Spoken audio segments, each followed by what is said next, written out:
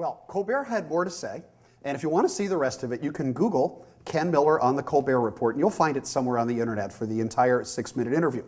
But I want to come back to a couple of things that I said very briefly in that 30-second exchange about evolution.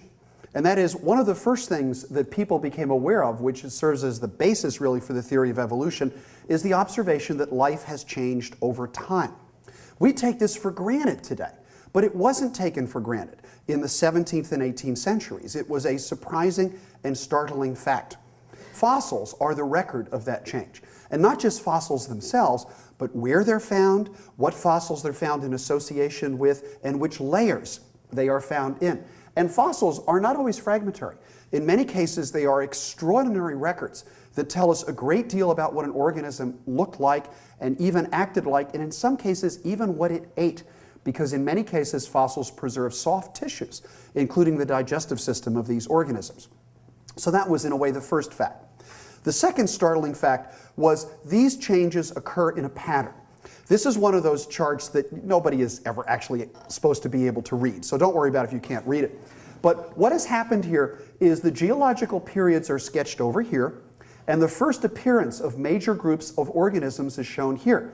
So, for example, microscopic organisms appeared literally billions of years ago, multicellular animals in the Ediacaran period about 700 million years ago, the first representatives of the vertebrates and others in the Cambrian, then jawless fish came later, bony fish, amphibians, insects, reptiles, dinosaurs appeared about here. Dinosaurs became extinct during the Cretaceous, mammals, birds, and actually the most recent major group of organisms at the phylum level to appear isn't us, it's not mammals, it's the flowering plants, the most common plants in the world. The flowering plants didn't appear until the Cretaceous, about 125 million years ago.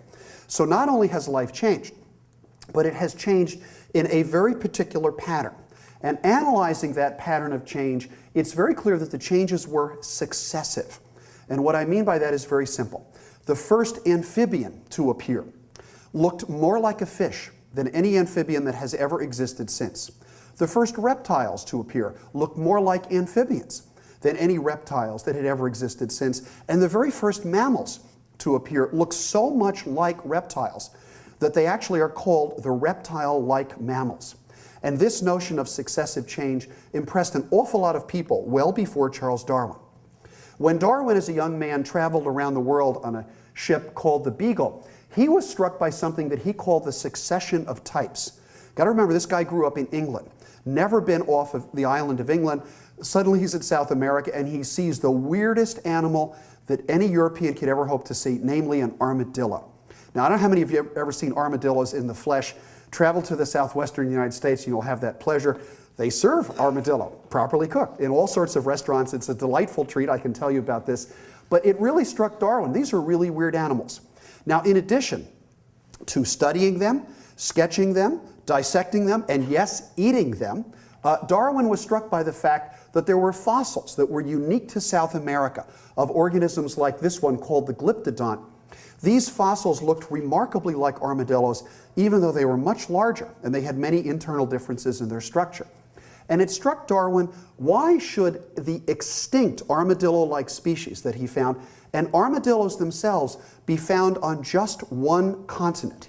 And that continent, he thought at the time, was South America. Why should they be found together? It suggested something. And what it suggested to Darwin was ancestry. The reason armadillos today are found on the continent where the most armadillo-like fossils are found is because these guys might have been the ancestors of these guys. Not just armadillos. There were extraordinary fossils which Darwin found of extinct giant sloths in South America, and lo and behold, the modern sloth, which is found in Central and South America, clearly is related to it. And Darwin wrote in a book that was published more than 20 years before The Origin of Species, this wonderful relationship in the same continent between the dead and the living, the fossil and the living, will, I don't doubt, throw more light on the appearance of organic beings on their Earth and their disappearance than any other class of facts.